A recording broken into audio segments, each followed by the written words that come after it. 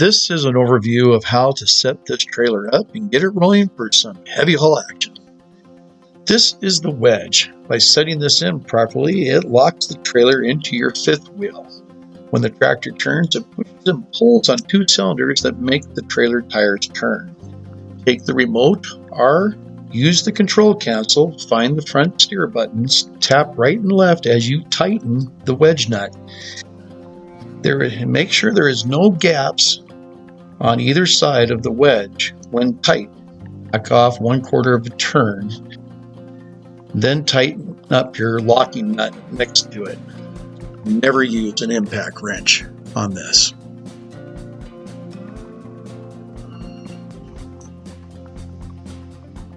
Originally, when they first trained us, it would stand here and you look this way. And then when I was in Belgium, I'm like, that's not the way you train. This guy goes, oh yeah, it was. And I said,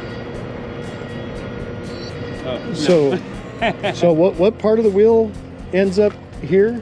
It's not going to end up there. This is just your steering alignment. Oh, this that's is your the left steering. and right. So these arrows, when you're looking at it from this way, these Are supposed to be lined up. Yeah, these 2 Oh, points. I see. The The 2 2 points will points. be just like this. So Okay, and that's 43 from the ground, right? From the ground. Okay. So what are we at right now then? Bottom down. Huh? Bottom down. Oh, okay. So we're down quite Yeah, a bit. you can creep as long as you got your clearance. Right now we're on the ground there. So Oh, if you had to go under something with a high load, I can go down like this. I can drive under it, and then we bring it back up. okay. All right. If you go over a set of railroad tracks or something like that. Right. One thing you always want to remember: never bottom these out. Because bottom if you- what out? This suspension, Okay. because it'll bend this right up. Okay. So Oh. when you go over something, you're going to have to raise and lower and give yourself. Because once you put this axle here, that whole load of this trailer is right here. I gotcha. So if you're at 250,000 pounds, it puts it right on this axle. This will bend up. So you just got to raise and lower it to give you a clearance as you go over. Then we got to bring it all the way here so you can cut that out. Now, does it do it That's like automatically to a certain degree? $20 repair. I mean, does it do it automatically to a certain degree? No. No. So that's up to us. Yeah. Oh, wow. Like I said, yeah, plus with 3, you can go down to 40, you can go up to 46. But when she's in the middle, that's she's your best ride. yeah, that you're floating, and then it'll compensate for little bumps and It'll whatnot. compensate regardless. Right. But the only thing is you don't want to be all the way down and going over a set of railroad tracks, and then this axle Right. decides that I'm all the way up here, I have nowhere to go. Nowhere to go and it come out the top. Yep. We had a bunch of people have done that. Raise it up.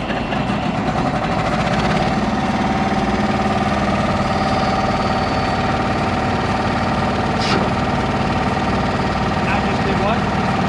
Now that we have the axle on the ground, so now I'm into the suspensions are there will communicate. So bring this up. Our cylinders are working together. Things are down a little bit with this. Now, if I wanted to, you gotta let the chair up straight up here. Let the cylinders here go. I'm only working out. They pick up the chair and there's no weight on it. They don't watch it when they go. Now it drops it with a boom speed. How they're all weight. Yeah. Yeah, I did watching the truck come up big time.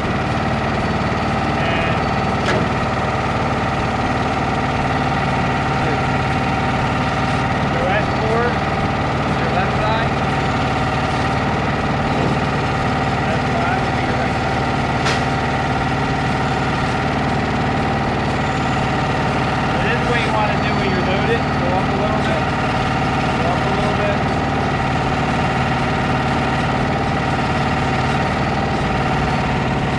Can you drive with it uneven? If you have your load, you want to keep it as yes, you can. Yeah. Because these actually, the tires do this, they pivot, and then they do this. So it goes front back like a knuckle this way, and they also stay both tires and stay on the ground. So if we go over something, these are going to go like this, you're going to see it turn. If we were to go over a piece of wood, that'll come up on this side, and that side will still stay on the ground. There's a parachute valve in here, so when we have the we have the 3 middle and the 3 front pinned up. So we'll shut these off and put the pin in. And the pin will go through here and lock it. And then when we raise it up, the axles will be up in the air like the one over there. Oh, okay. Okay. Always make sure these are shut off before you put the pin in. And to shut them off is up or down? Down. Oh, in. Okay. In is off. So now you want to bring this really, really slow. There's no pressure on it right now because we just shut it off. But there's a parachute valve in here. So if I pull this fast, it would lock this out. We won't get no weight on this axle. So we just bring this in real slow. You actually feel it. You actually see the wheel do this. It'll kind of jump. And then you know you're open. But always when you're loaded and you have the axles pinned up, always look at your tires to see what your weight, like your tires should be pretty much equal in the squatting. If you see one that's sitting up like this, yeah, and that one, this one's all squatted and this one's locked out. Then you go down and usually it resets it. If it don't, you go down, close this valve off, bring it up, put pressure to it, and then open up real slow. I'll show you up front. We'll do it up front because I'll lower it down a little bit. I'll now, one off. We don't use these when we're like going over the rebel tracks or anything. No. This is just for haul This mode. is only if you're going to raise some axles, your axles up. and then go down the highway. Yep. Okay.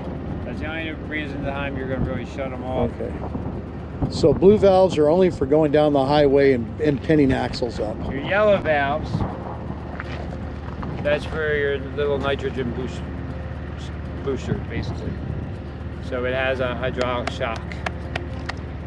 It's only a little blue container. It's got a little reservoir. Yep. Yeah, so we got a little reservoir with nitrogen in it for a shock absorber. Yep. Oh. Good bit. I can get those from my Harley. There's 6 of them. Never shut them off. Unless you go into, like you have to go into a 4.4 if you want your stability. That would be the only time. People said you could shut 2 off. No. It's either all off or all on. So never shut them off again. If you have a high center of gravity load, then you don't want that little. So you want it like rigid, but you really want to go slow and on a smooth surface. Like we don't want to drive down here and go down that hill with a center of gravity load at a 4-point hitch, because if one side does this, that load's going to take this whole trailer sideways. This. So both. Oh, you got one in and one out. Just like a butterfly, hold 6 axles down. Okay. Okay, if you want to run, because we can run with the middle axle down too if we had to, and the rear axle up. And you wanted to shut your steering off, you would push them both to the inside. Okay. If we wanted to run with just the rear axle down, the front middle axle pinned up, we would pull them both to the So outside. a butterfly, they're both opened up. Yeah. The wings are opened up, and then if you're turning closed. them off, they're both in together. And you don't want to ever shut them off. I'm glad I asked about that because I thought they're both one way or both the other way. So that's these right here. I call them. Oh yeah, those. butterfly Yeah. Yeah, and that's to. What does that do again? That's all right in here. What- Shut your steering off for one set There to you the go. other set. Oh, okay. Both That's out. been the or easiest open. thing to remember. Both in or closed, never. Never. Nope. Okay. Because then you're still steering with your steering wheel's up there and you're going to blow something. Okay. Hydraulic cylinder hoses. So no reason to really do anything with that, is other there? than doing your alignment. Under alignment. Okay. But if this gets out, you're not going to get them both into the same with the thing. Well, that's what I Okay. was wondering, if you go around a crazy turn and you have to stop everything and start turning the unit, They will stay together. they will stay together. Yes. Gotcha.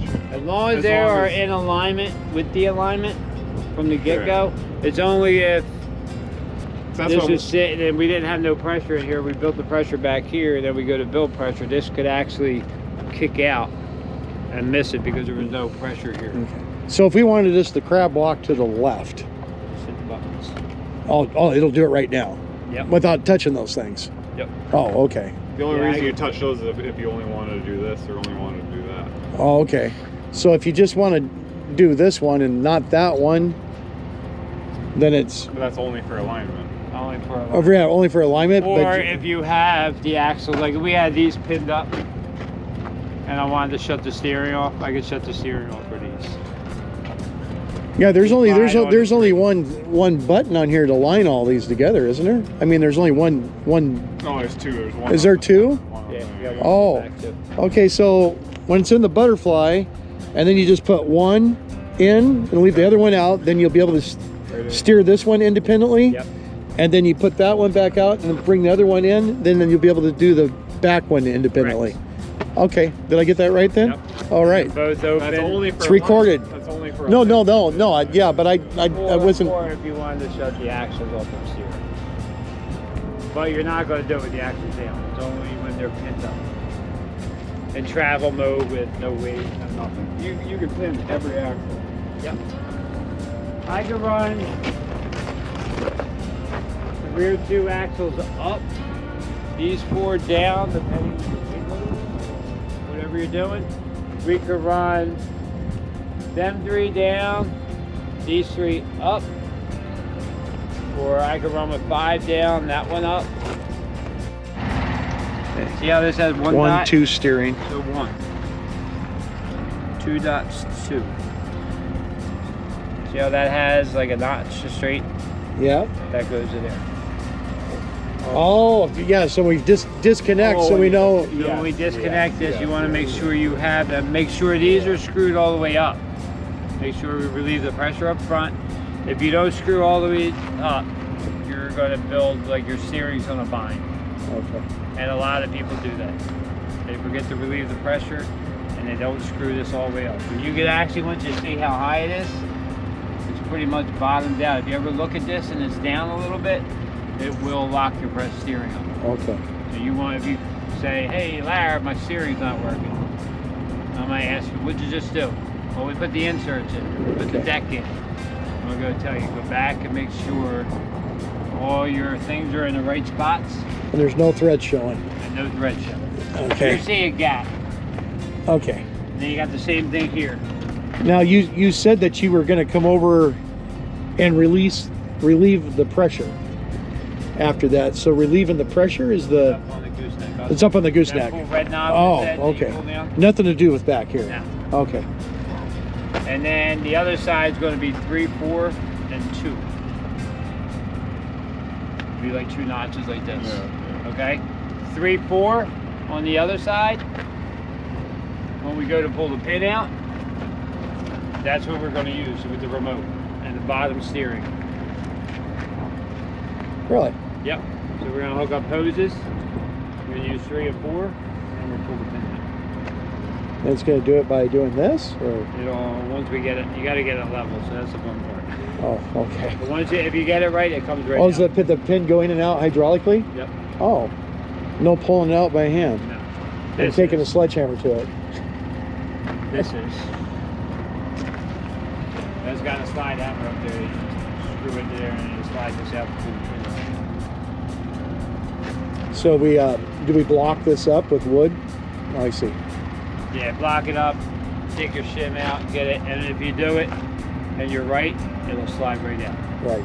If you're tight, then you got to get it to where. You gotta. Most people do these on the sides and all the time. Oh, so Mega Max and stuff. are those forklift holes? Yep. That's basically using the forklift to get it where you can get the pin. On wood, you can, you know. Right. But the way Finagle it. the way this one is right now, it's a little hard with the camber in it. Okay. Right. So it makes it a little bit more difficult to do it. Now, can you And trust me, I'm not really. do you run this without the shims? If you have to, Okay. They You can run it without the shim. but I don't think you're gonna. It depends on your camber because it's up with you like this. Yeah. right. But driving down the highway empty, you can have any shim in there you want. Yeah, it's Oh. rear clearance. And we can go down the road with You're the more shims like, in. Right I now, wanted that on camera. Right. now what I'm thinking, I don't think you're ever gonna not have shims in here because Right. you're gonna be like this. Your Right, beams right. are gonna be like this. But You're always gonna have something because you want to try to keep it straight. The predominantly, a lot of our equipment weighs pretty close to the same, so I imagine we're probably just going to end up running just what this is. This probably is the biggest shim we got. This is the biggest one, but we can. He said you could put little short, little I thin can put ones. one here and here, so we can put Yeah. actually 4 shims in. Right. Or I could take this out and put 2 of the littler shims to lower it down. Well, she's got a pretty good camber to her right now, yeah, so 2 months of a camber to it. so See, right now you're going to be higher on your ride height here, and you're real low in your back. So Right. definitely now. and she's okay riding down the road like this. Yeah. See, our trailer that we got right now, we just 13 axle. You get just the shims back You want to here. go higher, a little bit higher in the back, because you're going to bottom out on some with the. How do we raise the back up again? Just up to the front with the blue handles. Right, the blue handles. Blue handles and the rear. And we need, it needs to be 37, 47? 43. 43, 43, 43. 43. 3 inches give or take either way too. He said if, Yeah. if okay. need be. So like here, we're probably pretty close to probably like 48. Yeah. In the back there, you're probably like maybe 39. Well, in this situation, if we got done dropping a, Tune it to around 43. Yeah, but Should. you don't want this one to where this ain't doing nothing. right. But what I'm like thinking, we just dropped off our load, and we're not taking the shims out. We're going to leave the shims in. So, would we probably want to pin these axles up because they're so high in the air anyway? Yep. Depending on your weight, depending on what you're going to need to do, and then you can give yourself a little more ride height. I mean, because you're just hauling an empty trailer down the road, you could just pin probably. The way this is, you're probably going to have that 4 on the ground. Yeah, and probably have to have at least these 2 pinned up in there, I think, Yeah, since you they're not put it even away, catching yeah. the load as it is right now. It all depends on the loads. It all depends on the weights. But it sounds like to me, we could leave shims in or out if we want. Got that? Yeah, like right now, I wouldn't. Me, if I was going to send you home, I would put these up and put a lower shim on it. It would give you a little better. Yeah. This here. That's just to keep her from doing this, right? Yeah. So you really should put one in, one insert. To get back One there. per insert. Now, what did you guys use to on the turnbuckle? Is it by hand or you? I did it by hand. This isn't. It's not super. Oh, okay. I just set it in there so people can sit in it. Oh, okay. They ain't going nowhere. I'm not going down. I mean, you don't reek on it, do you? Yeah, you just tighten it up. Just tighten it. So There's you no rub slop it? in it.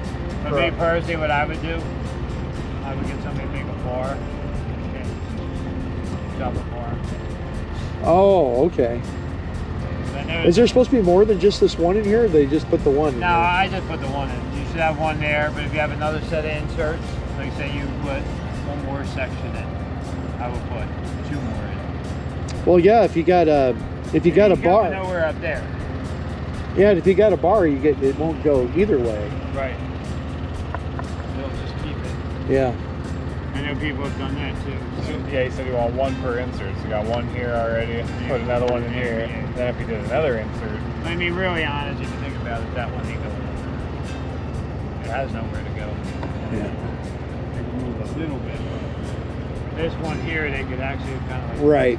It's at a joint too. Yeah. This is the rear. Rear bypassing. That means it's bypassing the rear cylinders on the goose bed. Now it's bypassing the front. Now I have total control over the trailer to do what I want. If you want to steer your truck this way, I can steer the trailer this way with you. Bring you over this way. Oh, okay. 10 minutes only. It overheats the system, the hydraulic oil. Oh, yeah. You can hear the bog on the engine. But generally, if you're doing it 90% of the time, you only have to do the back and let the truck do the front 3.